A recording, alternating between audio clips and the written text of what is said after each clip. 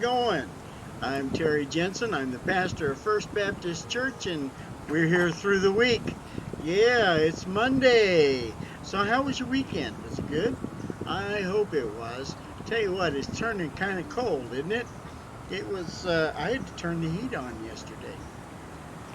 It was like 69, 70 degrees in here. My wife, she's got a blanket all over, and she says, "Oh, it's comfortable." Well, yeah.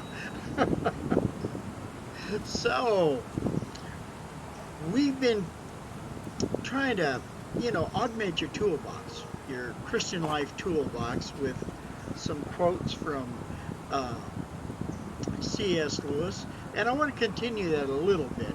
But we're going to still talk about the same thing. We're going to talk about the Christian life, and we're going to talk about how it works and what you do and all that sort of stuff. Today we're going to look at something from John Piper. John Piper is a well-known pastor and writer, and this is a quote that comes from him, so let's take a look at it, all right? If you don't feel strong desires for the manifestation of the glory of God, it's not because you've drunk deeply and are satisfied. It's because you have nibbled so long at the table of the world, your soul is stuffed with small things, and there's no room for the great.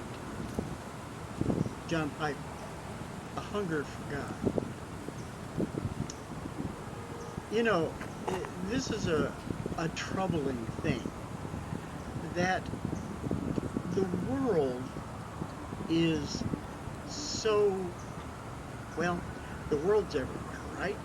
All right, we live in it, we work in it, we walk and talk in it, and so we think it's real. We think that this is what is, right?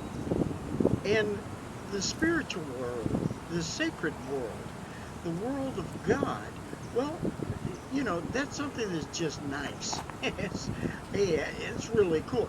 Oh yeah, love, joy, peace. Oh man, I love that stuff. But, come on. I've never seen God. I've never touched him. He's never talked to me, at least not that I know of. And so, the world, I mean, I get together with my buddies. I go to work. I sweat it out. I pay my bills. I have a family, and I have this wonderful relationship with my wife. This is what it's all about. But these are the nibbles. This isn't the big stuff.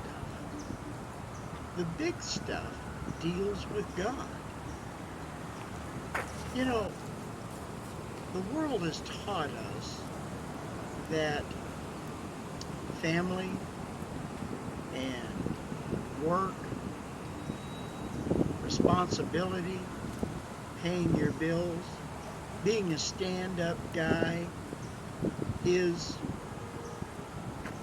the way to go. And more we see that eroding in the world. Because being a stand-up guy now is only as good as when it benefits you. Having a good family and a really nice family, nice kids, raising them up, a loving wife, well, that's cool too, but husbands and wives grow tired of each other. And in this world, hey, just don't get caught. And our kids find all kinds of different things to associate themselves with. They play video games that may or may not be very good for their mental health. They associate with people that may or may not be good for their character building. And mom and dad may not be very good at helping them build good character. This is the world we have today. It's a far cry from the world we had before. Now don't get me wrong. The world that of the 50s and 60s, they weren't perfect. Nobody was perfect. No. But they really tried to have a certain amount of values, if only for appearance sake. But that wasn't everybody. The appearance sake person, well, they were around, and they were quite visible. Kind of like that squeaky wheel, you know? That's the one that gets the grease. Well, the one who is faking it, they're the visible ones. So those are the ones that get noticed. However, the ones that were really honest, worked hard, cared about their wives, cared about their children, cared about life, cared about their God, these individuals were real. And they existed. And they exist today. But it's tougher today because the world out there is constantly trying to get them to nibble at its table rather than feast at the banquet of God. So we're stuffed with all kinds of, well, unsatisfactory things. Things that aren't necessarily wonderful, great. You see, peace is a great thing. What you have today, a cry that says peace at any cost is not peace.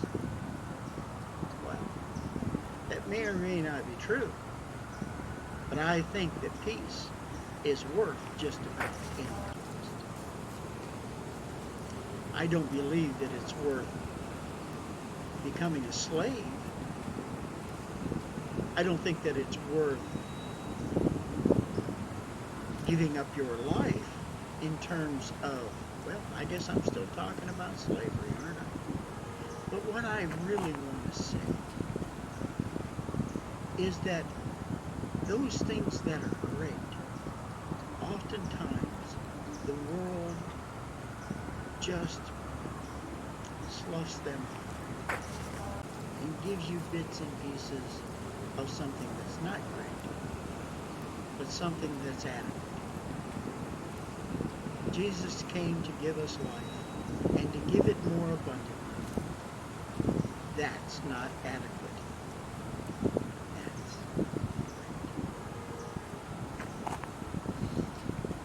You like to have a great life? Stop nibbling at the table of the world and start feasting at the banquet of God. Well, we'll catch you later. I'm done here. So we'll see you Thursday, all right? Later. Bye.